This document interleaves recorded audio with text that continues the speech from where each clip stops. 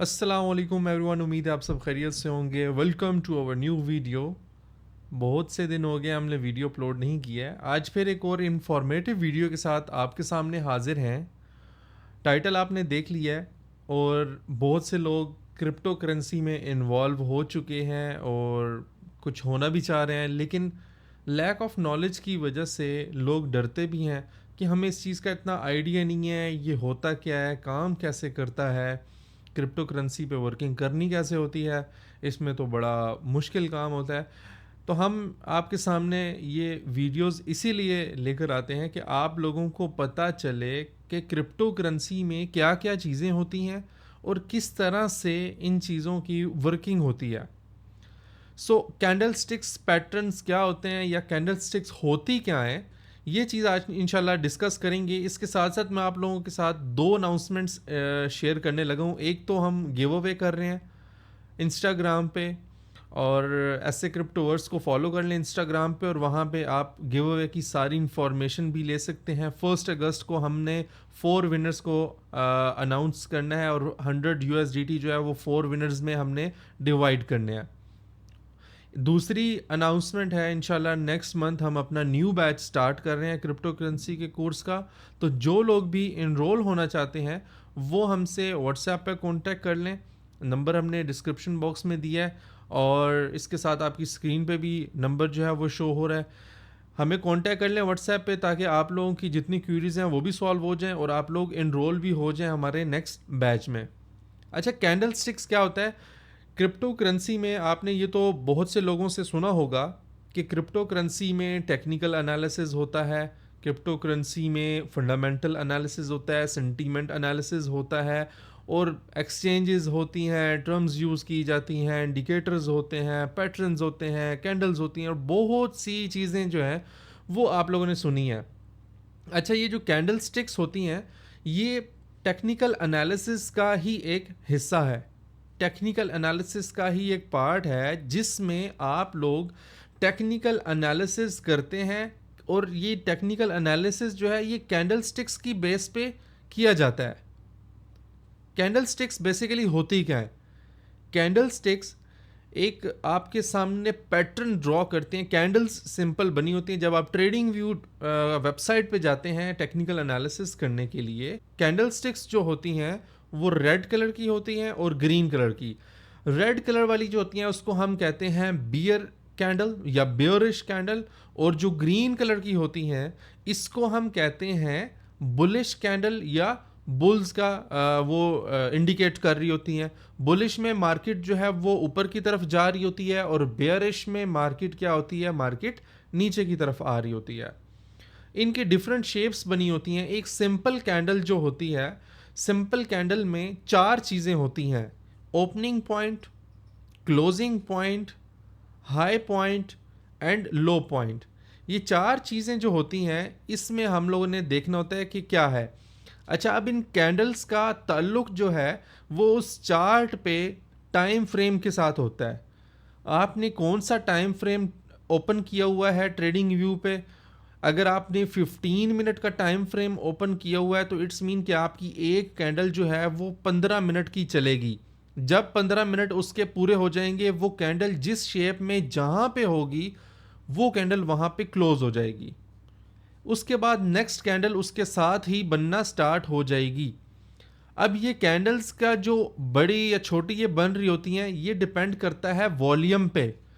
Market में कितना volume आ रहा है, कितना जा रहा है, कितनी बाइंग हो रही है, कितनी सेलिंग हो रही है, उसकी बिहाफ पे ये कैंडल्स अपनी शेप्स बना रही होती हैं। और ये जापानीज ट्रेडर जो हैं उन्होंने इस चीज़ को इंट्रोड्यूस कराया फाइनेंशियल मार्केट में। जब स्टॉक्स की मार्केट हो या फॉरेक्स की हो या क्रिप्टो की हो, कोई भी मार्केट हो, उसमें हम लोग जो है वो कैंडल्स को देखते हैं और चार्ट पे इसका एनालिसिस कर रहे होते हैं। तो ओपनिंग पॉइंट वो पॉइंट होता है जहां से कैंडल का वो टाइम स्टार्ट होता है, 15 मिनट का, वो ओपनिंग पॉइंट होता है। और जहां पे वो 15 मिनट पूरे हो जाते हैं वहां पे हमारे पास क्लोजिंग पॉइंट आता है, वहां पे कैंडल क्लोज होती है। अब सवाल ये आता है कि हाई एंड लो क्या चीज़ है। तो इसमें जो कैंडल 15 मिनट में जहां तक नीचे जाती है, लोएस्ट लेवल तक जाती है, वो लो पॉइंट होता है, और जहां तक हाई लेवल पे जाती है वो हमारे पास हाईएस्ट पॉइंट होता है। उनको हम विक बोलते हैं। ओपनिंग से लेके, ठीक है, हाई या लो के दरमियान जो एक पतली सी आपको एक लाइन नजर आती है, बिल्कुल स्मार्ट सी लाइन नजर आती है, कैंडल के ऊपर वाली साइड से भी या नीचे वाली साइड से भी, वो हमारे पास विक्स कहलाती हैं, उसको हम विक बोलते हैं। और जो दरमियान का एरिया होता है उसको हम बॉडी बोलते हैं, जो कैंडल क्या, जिसमें हम लोगों ने ट्रेडिंग देखी हुई होती है। विक्स को ज़्यादातर लोग इग्नोर करते हैं, उसमें ज़्यादातर लोगों का ये कहना है कि इसमें मैनिपुलेशन की गई है, ट्रेडिंग नहीं हुई है। ट्रेडिंग जो होती है वो कैंडल के बॉडी वाले एरिया में होती है। अच्छा, इसमें अब बहुत सी टाइप्स आ जाती हैं कैंडल्स की। कुछ मैं आपके साथ एक्सप्लेन करता हूँ जो अभी इनिशियली बिगनर्स के लिए जो है वो बड़े आसान होगा समझना। एक कैंडल होती है इंगल्फिंग कैंडल। इंगल्फिंग कैंडल जो होती है वो बुलिश भी होती है और बेयरिश भी होती है। अगर बुलिश होगी तो वो इंगल्फिंग कैंडल बॉटम में बनेगी चार्ट के, और अगर बेयरिश इंगल्फिंग कैंडल होगी तो वो टॉप पे बनेगी। आपके सामने जो शेप नज़र आ रही है ये इंगल्फिंग कैंडल की है। इसकी शेप कुछ इस तरह की ही होती है। इंगल्फिंग कैंडल में एक आपकी जो ऊपर और नीचे की विक्स होती हैं बिल्कुल छोटी छोटी होती हैं, बॉडी उसकी लंबी होती है। फिर हमारे पास एक बहुत ही इंपॉर्टेंट कैंडल हैमर कैंडल होती है, ठीक है। इसकी शेप हैमर की तरह बनी होती है, और इसमें क्या होता है कि डाउन साइड पे विक जो है वो छोटी होती है, बिल्कुल छोटी सी होती है, या ना होने के बराबर आप समझ लें। बट उसका जो क्लोजिंग पॉइंट होता है या ओपनिंग पॉइंट, वहां से ऊपर का जो लेवल होता है वहां तक आपके पास एक लंबी विक देखने को मिलती है, और उसकी शेप हैमर की तरह बनती है, जिसको हम उर्दू में हथौड़ा बोलते हैं। तो हैमर जो होती है वो बुलिश भी है बेयरिश भी। बुलिश वही आपकी बॉटम में बनती है, बेयरिश जो है वो आपकी टॉप में बन रही होती है।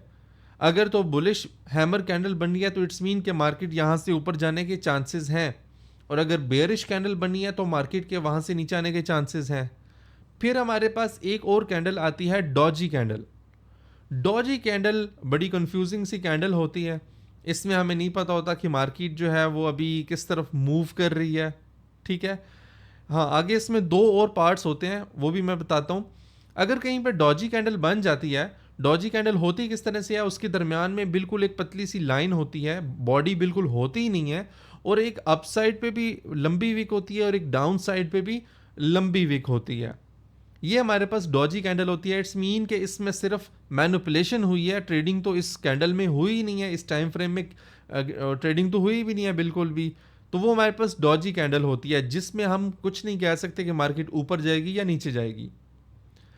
उसके बाद हमारे पास होती है dragon fly Doge candle. Dragon fly जो होती है उसके ऊपर वाले पार्ट पे एक लाइन सी बनी हुई होती है, और उसका एक जो ऊपर वाली साइड पे विक होती है वो ना होने के बराबर, बल्कि होती ही नहीं है, उसके ऊपर विक नहीं होती है, बिल्कुल नीचे की तरफ जो है वो विक होती है, एक टी की शेप में उसकी जो है वो बन रहा होता है। तो वो हमारे पास क्या होती है, ड्रैगन फ्लाई डोजी कैंडल, जो हमारे पास बुलिश होती है। ज़्यादातर हमें चार्ट पे जब देखने को मिले, एक्सपेक्टेड यही होता है कि मार्केट जो है वो ऊपर जाएगी। तो इस तरह हमारे पास बहुत सी कैंडल बनी हुई होती हैं, उनकी बहुत सी शेप्स होती हैं, और इंशाल्लाह हम साथ साथ आप लोगों को एजुकेट करने की कोशिश करते हैं कि लोग जितना हो सके इन चीज़ों को समझें, और क्रिप्टो की मार्केट में आने से पहले इन सारी चीज़ों को गौर से देखें कि होती क्या हैं, कैसे वर्क करती हैं, इनको टेक्निकली यूज़ कैसे किया जाता है। एक और चीज़ मैं बता दूं कि यहाँ पे मैंने जो बताया कि मार्केट के ऊपर जाने के चांसेस होते हैं या नीचे आने के चांसेस होते हैं, इसका हरगिज़ ये मतलब नहीं है कि ये कैंडल आपने कहीं चार्ट पे देख लिया तो आपने कह देना कि एहतशाम भाई ने अपने वीडियो में बताया था कि मार्केट जो है यहाँ से ऊपर जाएगी, यहाँ से नीचे आएगी। ऐसा हरगिज़ नहीं होगा।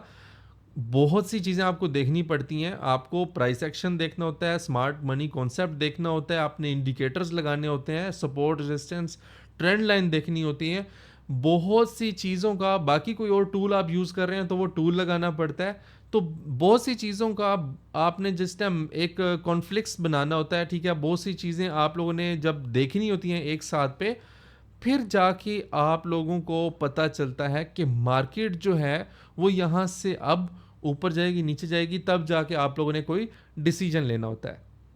उम्मीद करता हूँ ये वीडियो आप लोगों को पसंद आई होगी। अगर किसी भी टॉपिक पे आप लोग वीडियो चाहते हैं या कोई भी चीज़ आप समझना चाहते हैं, कमेंट बॉक्स में ज़रूर बताएं, और अगर चैनल पर न्यू है तो इसको सब्सक्राइब भी लाजमी कर लें।